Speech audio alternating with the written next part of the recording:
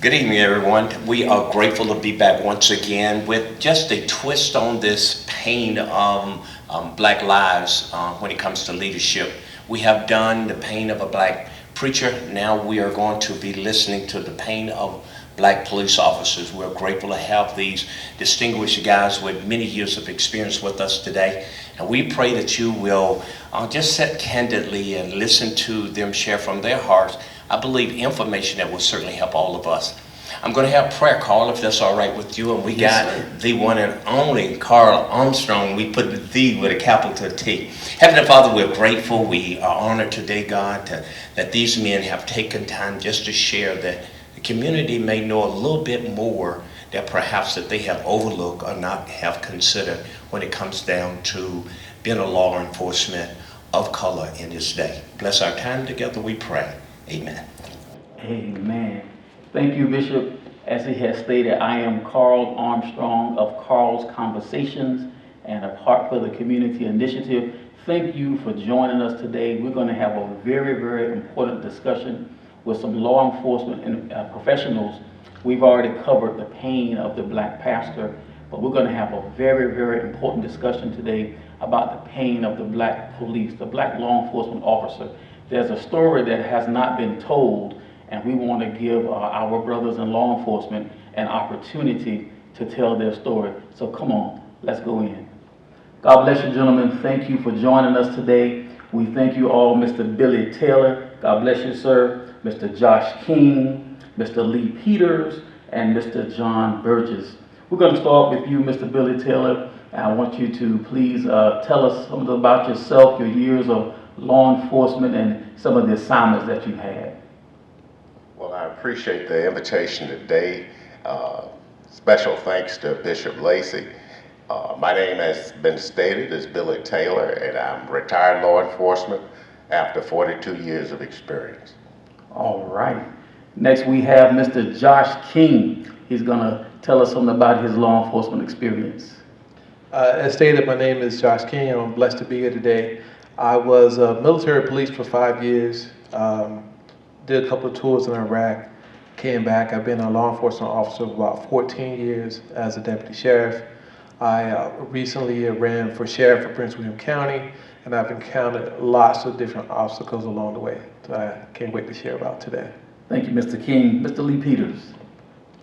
My name is Lee Peters III, and I'm 17 and a half years in law enforcement. I served 12 years in the Marine Corps before that, and I'm happy to be here, and thank you for the invitation. Thank you, sir. Mr. John Burgess. Just to echo what the gentleman said earlier, just thanking Bishop Lacey for this opportunity.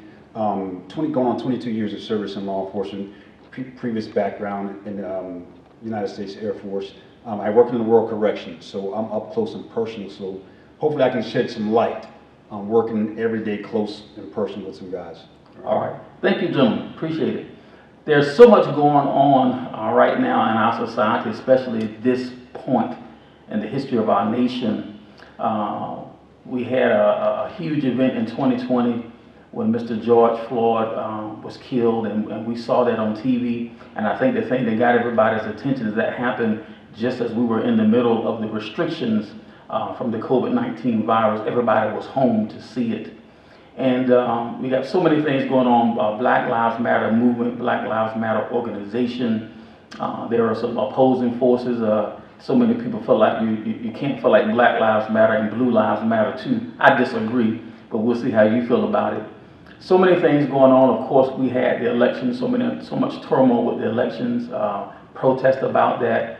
What happened to our Capitol on January 6th? There is so much going on, and it appears that there's only one narrative being told, and that seems to be the narrative of the people. We know that police brutality is a problem in this country. I really don't know if anybody can argue with that. I think it's pretty obvious. But I am very interested to hear how the black law enforcement officers are feeling about what is going on, and I want to know your perspective. I'm going to start right here with Mr. John Burgess. I know that's a big chunk to chew off there, but I just want to start broad. What did you see? How are you feeling? How is it affecting you? Okay, that's a great question, and we won't have enough time to cover everything. So just to give a little deeper background about my position, I'm a captain in my agency, so kind of up the food chain a little bit. And there's a reason why. For situations like this, when you deal with such a delicate situation as George Floyd, and my wife also who's in law enforcement, and I'm a father of two young men as well. So at my level, you deal with a lot. You know, you're part of that agency. You have to protect that agency. But now there's a spin on it because now you have young black officers looking up to you at the level and the rank that I am, and they're looking at me like, okay, Captain, what are we going to do? I feel this way.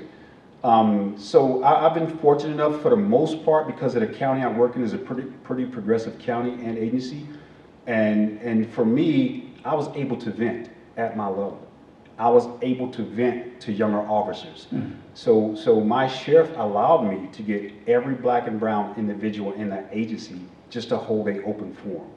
And for us to be able to vent, that was step number one. And that was big time. This forum right here, I can speak for myself and hopefully the other gentlemen, it allows you to vent a little bit. You know, and doing that is just, okay, I can take a breath of fresh air. And I find myself, we deal with something we call duality, all right? On one part, I got that uniform on, and on the second part, I'm outside of that uniform. Individuals don't know who I am. But I have a level of respect to my community of Stafford and the agencies that I work for. And it's important to find mentorship, and I don't want to get off on a tangent, but it's important because I found myself 2 weeks ago, I felt burnt out. Because everybody in that agency is coming to me, asking me questions. What should I do about this? Why is policy still this way? And sometimes, you know, I tell them I don't know, or it's going to take time. But then when I come home outside of that uniform, I got to deal with other things. People in the community asking those tough questions. And sometimes you can't answer those questions. You know, we're talking about 400 years. This ain't going to be solved in 40 minutes or 40 days. So those are some of the headaches that you deal with when I say duality, inside that uniform and outside that uniform.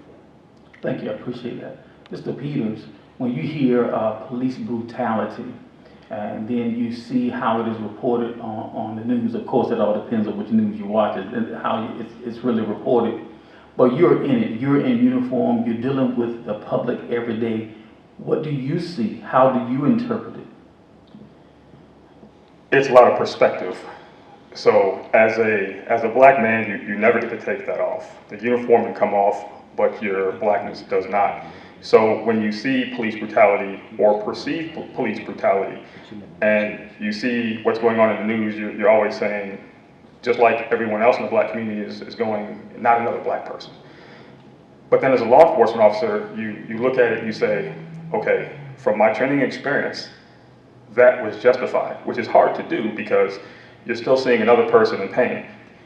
And then once you've been doing this job for a while and the empathy grows in, you start to understand that no matter the circumstances, somebody lost their life. Somebody lost their life. Somebody's family has to deal with that. So you start to empathize with that.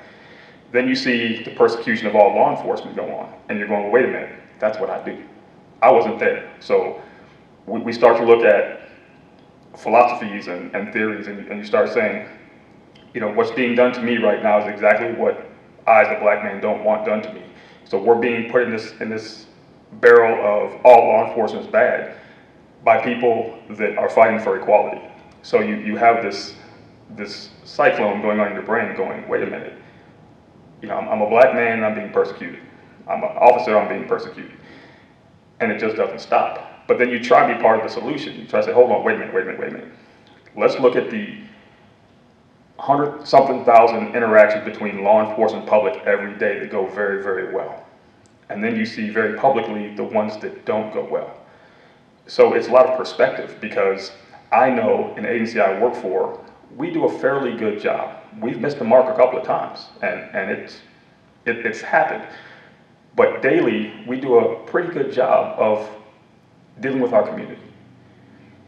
And even saying that, knowing the ones that didn't go right, it's very painful, and you gotta be very honest with it. So a lot of it is putting things in perspective.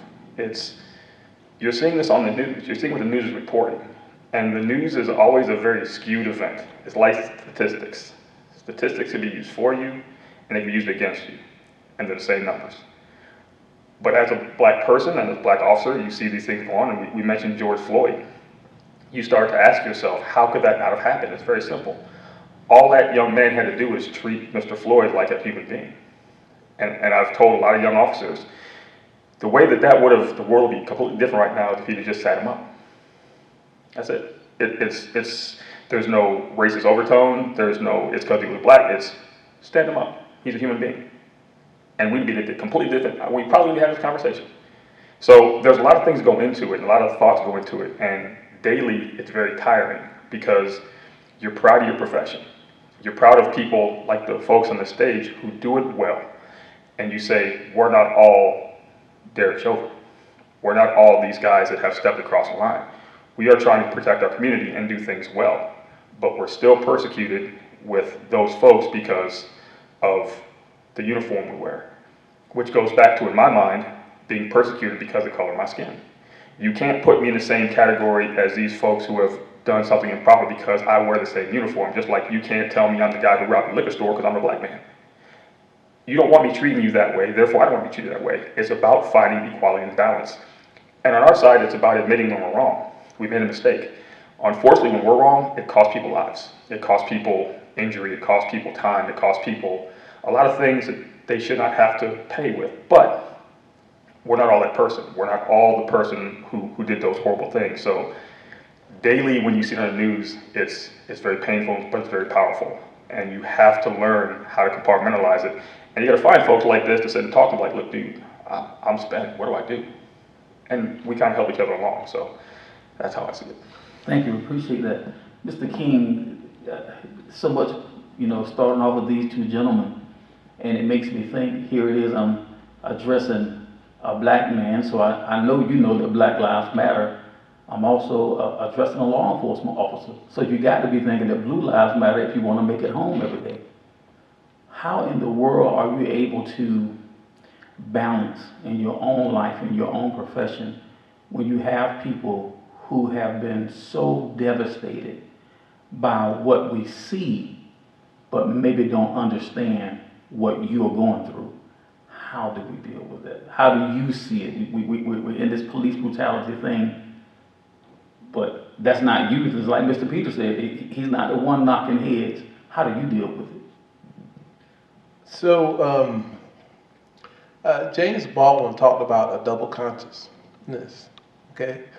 When I put the uniform on, I'm an officer. When I take it off, I'm still an officer, but I'm a black man at the same time. So I have to wear both of those things at all times. At all times. When I have my military police uniform on, it's another thing. But I'm also a parent. I also have black children, and I see these things that happen a lot. My story is a little different. I chose not to get promoted, to stay at the rank I was at the lowest level, because I chose to run for office. I chose that it was more important for me to get educated, to learn more of the policies so I could run and be the change. Because the difference between a police chief and a sheriff is a police chief is elected. A sheriff is elected by the people. And instead of me complaining to the county board of supervisors, complaining about these issues, I say, no, I'm gonna be the difference, and I ran for office. And I came a little short in 2019, but I'm gonna do it again. And I'm not running for me, I'm running for us, for our children, to be there for them, because I see so much in my life. And I think one thing is going to work and wanting to come home every day. It's important. But another thing is when I see things that I don't like, I don't have a place to vent. Venting to my wife is one thing, and I don't want to complain to another officer. I'm glad that on your job they had a place where you guys could speak about this. But on my job, when the Floyd thing happened, they just said, "Hey, the camera's on. Do your job. Follow policies." That was it. It was just another day. I mean, we've had a black officer not officer, but a person get killed, tased to death, and I've seen officers, all 6 of them, they were acquitted. And I seen Black Lives Matter come and protest them. And, I had to live with that. I'm like, if I was there, I wasn't there that day, but it happened and I had to hear about it and see it. And I just have to deal with those things. I want to share one more thing really quick, and it's just been on my mind. It's one of the reasons why, I ran for office. I was in a room with law enforcement officers, and one officer was talking about inmates, and he was saying that, this guy's acting up, because they're animals. And I was like, animals? So I'm sitting there and I'm furious because I'm thinking, if you call someone an animal, you're going to treat them like what? An animal. So instead of me, I wasn't very shocked at that officer. I was more shocked at the leadership who didn't check him, who said nothing about it. So instead of me standing up, because I knew I'd probably been vilified for calling this person out in front of everyone else, I went to one of my supervisors and said, listen, I can't believe you said that. I'm very disappointed. I don't have nowhere to vent, and I know that nothing's going to be done about it because if all the chain of command let it ride, it's going to be there. After I said that to that, I said it to that supervisor, and I said, I don't want you to act on it. I don't want you to do anything, but I just want to vent and let it out because I still have to work with these officers who believe that. And when I ran for office, I made sure that every time I talked about people who are incarcerated, that they are people. They are not animals. And that's all I got to share about that right now. If I can chime in 1 second, Brother King, right? Yes. He said something that was so powerful that I just want to drive home because people are always often quick to ask us, why are you guys doing what you're doing? Like, why? They either see you as a sellout of some sort because of what you do, but the point he drove home, the reason he ran for office, is one of the things I share with people. If I'm not working my way up the chain and I'm not there at my position to be around that table to question those policies when they get in place, I'm not doing my job. And that's something I've really, these last 2 or 3 years, I try to drive home for myself because that's my purpose. I was never in my vision to wanting to be a captain. I was going to retire as a lieutenant and just ride off in the sunset. And then, some things have come down on me to say, you know what? People look up to you. It's a level of responsibility. But I like that. It's the responsibility of the people in our agency and community. So I appreciate you saying that. I'm glad we're here talking about it because a lot of people who are going to view this really do need to hear this. I don't think you're a sellout. I think we need to be represented wherever we can be. Then there'll be fairness. Mr. Taylor, your perspective is different. Over 40 years of law enforcement experience. You're retired now. I can only imagine that law enforcement looked a lot different on day one for you than it did on retirement day. So of all the people on the panel, I guess you probably would feel the strongest about Black Lives Do Matter. You probably had to have some fights that we haven't. But when you see what our society is going through and what police officers are going through, especially black police officers, black law enforcement officers, what do you see and what can you offer as a step in the right direction? That's a very good question, and I'm glad you directed it to me. Several years ago, I wrote an article. The title was Protection versus Punishment. It's my opinion that the training academies should incorporate this in their overall training. The concept behind this article was, if I was going to use force, especially deadly force that's being used so often against our people of color, and not people of our color, but all people, if the concept of protection versus punishment was used, we wouldn't be having this conversation. Protection versus punishment to me means if deadly force was going to be used, it should only be used when there's protection needed, protection of ourselves as law enforcement officers or protection of our citizens.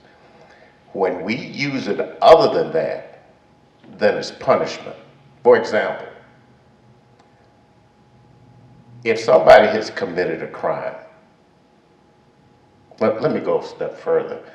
If somebody walks in here right now and shoots my good brother right here, in order for me to be, if I was going to use deadly force at that point, the crime has already been committed, and I am trying to apprehend him. He's dropped the gun, or even he's running with the gun and doesn't present a threat to anybody else.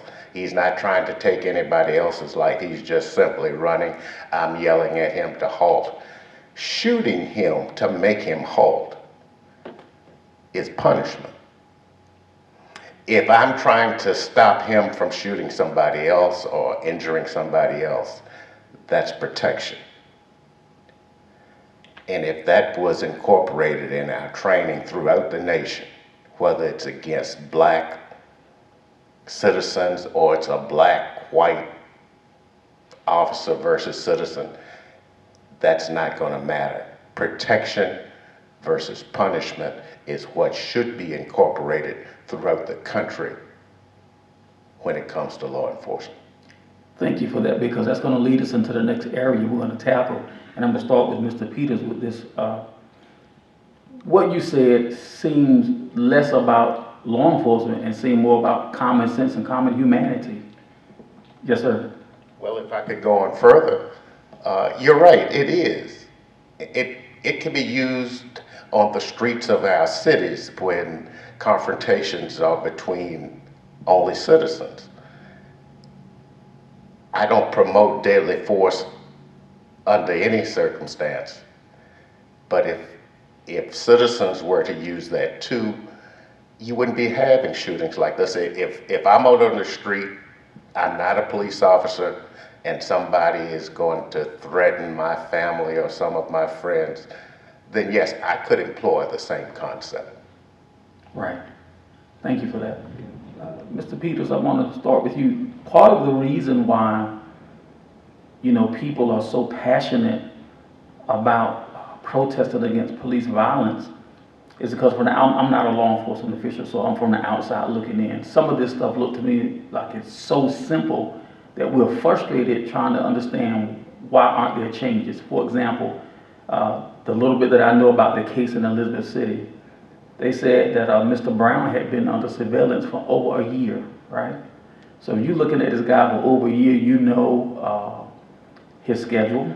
You probably know whether he's carrying a weapon or not. You've watched him for a year. Why not apprehend him in a situation where he's not in his car, he's not in an area where he's gonna do harm to somebody, so you can simply put him in custody, arrest him, and let the justice system take its proper role.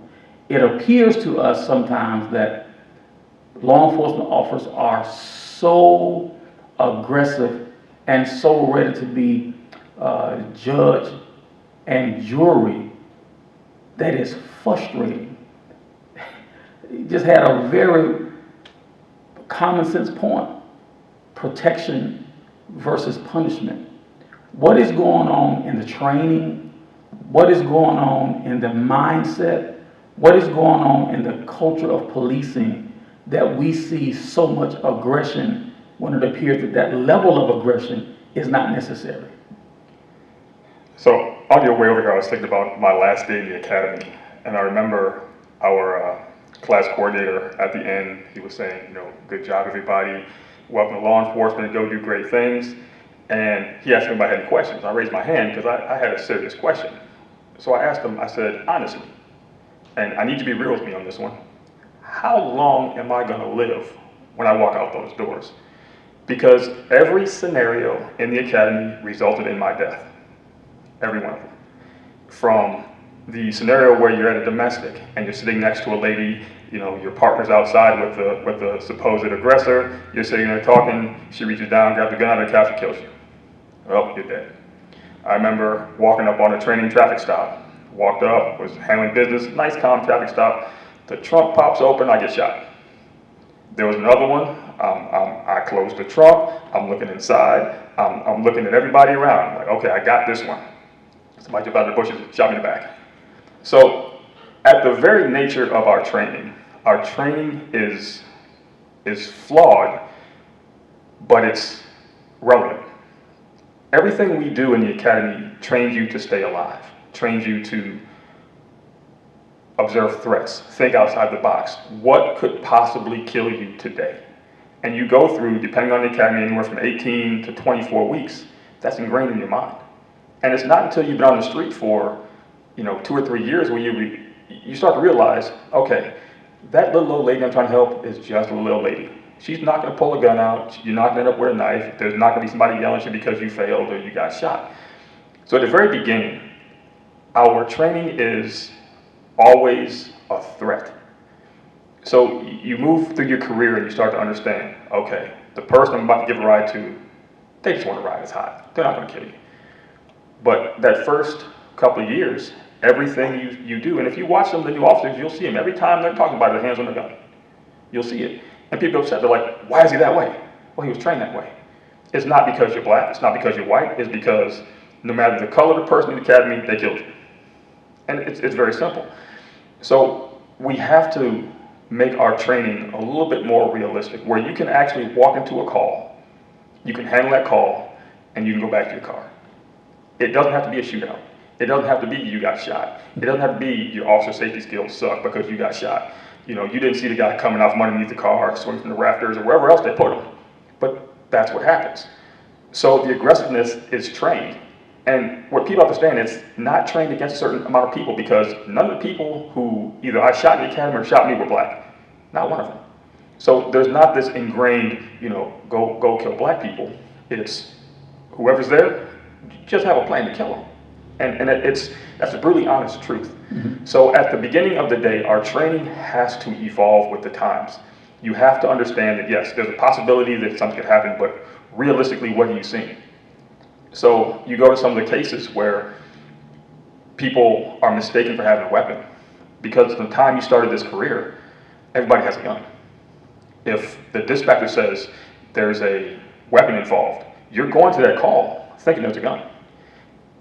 The minute that's mentioned, you go into a different space. You go into a specific set of training that says, I don't want to die. Now, you hear a lot of people on the news saying, well, if you're scared, you're in the wrong job. Okay, well, maybe.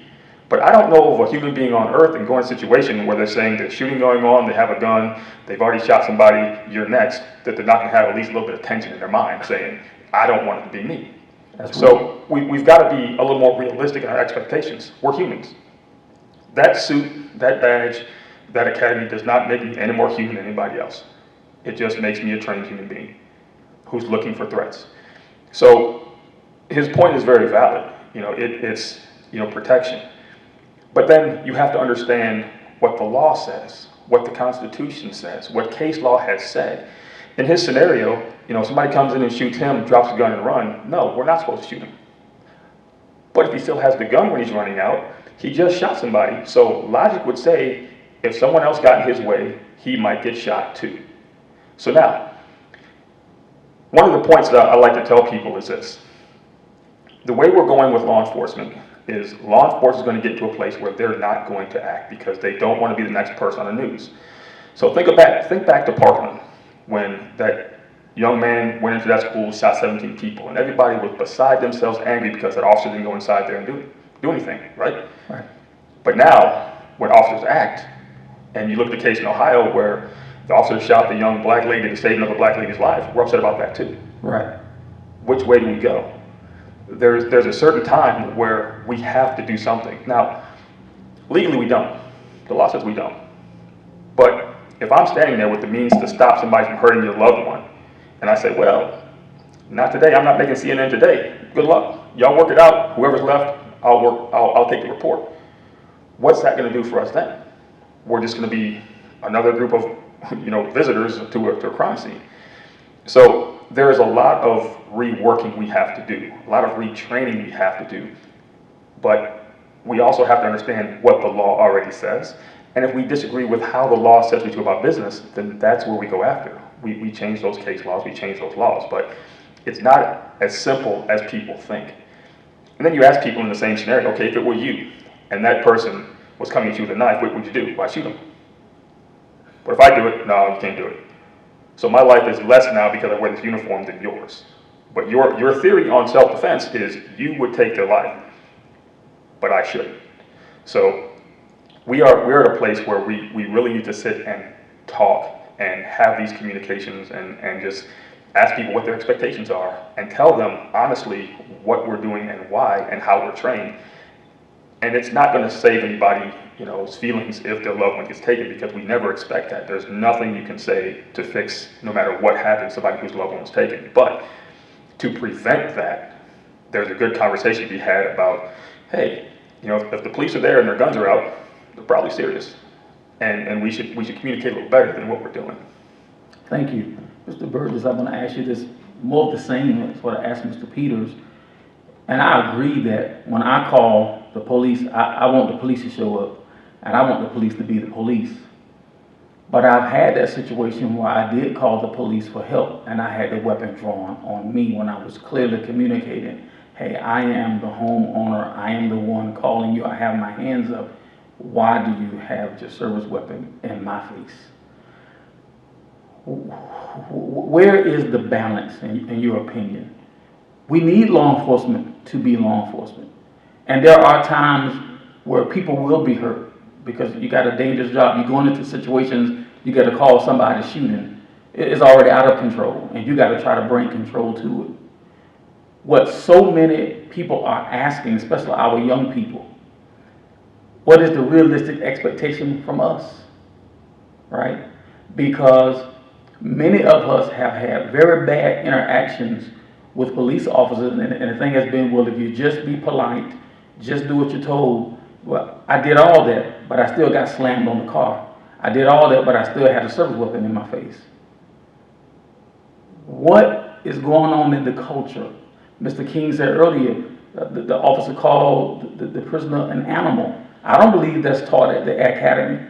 I think these things, these biases we bring in with us, but why isn't it checked? Why did that entire command staff let that go? Where's the balance?